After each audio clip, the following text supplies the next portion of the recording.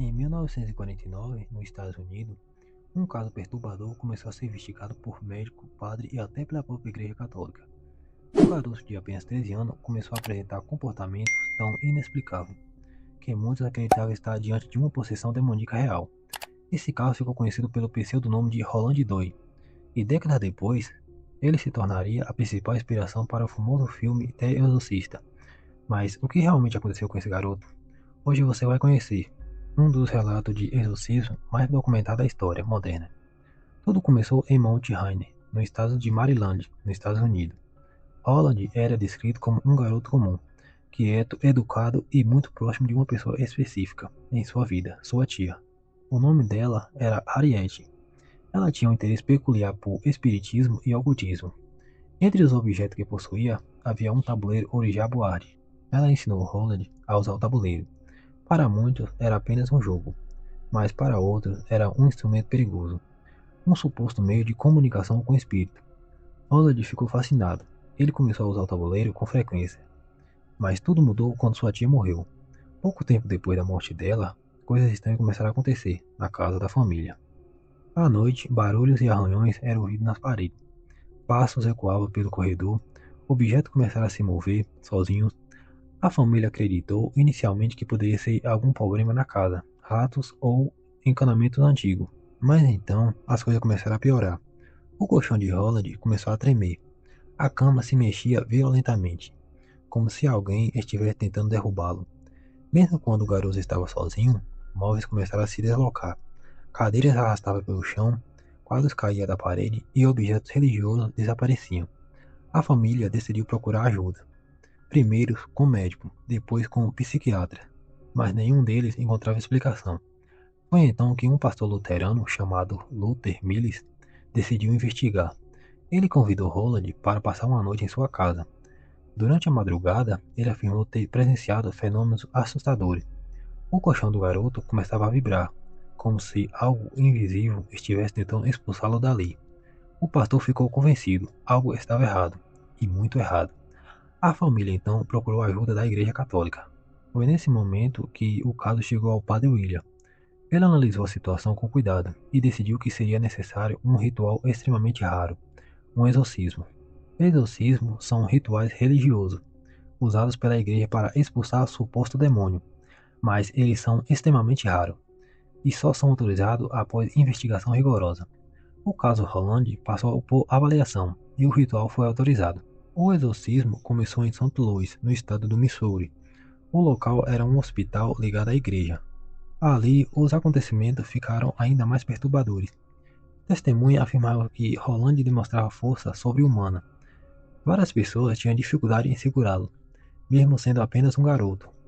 Durante as sessões, o garoto gritava e rosnava. Ele falava frases estranhas. Alguns testemunhos disseram que ele chegou a falar em latim, uma língua que ele nunca havia estudado. Então, arranhões começaram a aparecer em seu corpo. Palavras surgiam na pele. Uma delas teria sido a palavra El, que significa inferno. O padre registrou tudo, em um diário. Cada sessão, cada comportamento, cada evento estranho. Em certo momento, Roland conseguiu quebrar uma mola da cama e tentou atacar um dos padres com ela. Os rituais continuaram por semana, quase todos os dias. Era uma batalha constante. Padres afirmavam que o garoto mudava de voz. Às vezes parecia ser outra entidade falando.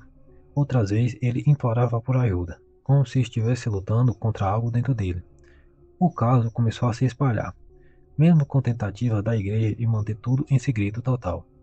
Cerca de 30 sessões de exorcismo teriam sido realizadas, até que no final, na última sessão, algo mudou. Roland começou a gritar e disse ter visto uma figura luminosa. Segundo o relato, ele afirmou que São Miguel Arcanjo estava lutando contra o demônio, e naquele momento a entidade teria sido derrotada. Depois disso, Roland desmaiou. Quando acordou, ele estava completamente calmo, sem agressividade, sem fenômenos estranhos, como se nada tivesse acontecido. Os padres consideraram o caso encerrado. Roland voltou para casa e, surpreendentemente, levou uma vida completamente normal. Ele cresceu, estudou, construiu família e nunca mais apresentou nenhum comportamento semelhante. Seu verdadeiro nome nunca foi oficialmente revelado, para proteger sua identidade. Mas muitos anos depois, O caso chegou ao conhecimento do escritor William Peter. Ele ficou fascinado com o relato e decidiu usar o caso como inspiração. Assim nasceu o livro The Exorcista.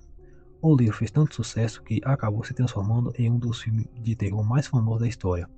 O filme The Exorcista, lançado em 1973. O longa foi dirigido por William Friedkin e chocou o mundo com cenas intensas de possessão. O filme ganhou 2 Oscars e até hoje é considerado um dos maiores clássicos do terror. Mas o mais assustador é saber que tudo começou com um caso real, documentado por padre e registrado em diários, e testemunhado por várias pessoas. Alguns acreditam que Roland realmente estava possuído. Outros diziam que poderia ser um caso extremo de distúrbio psicológico, ou até histeria coletiva. Até hoje, o caso permanece um mistério. O diário original do exorcismo existe, mas nunca foi divulgado completamente ao público. Talvez porque a igreja prefira manter certos detalhes em segredo, ou talvez porque algumas histórias são perturbadoras demais para serem reveladas. O que sabemos é que em 1949, um garoto aparentemente comum se tornou o centro de um dos casos paranormais mais famosos do mundo. E até hoje, a pergunta permanece: Roland Doe estava realmente possuído? Ou tudo não passou de algo que a ciência ainda não conseguiu explicar?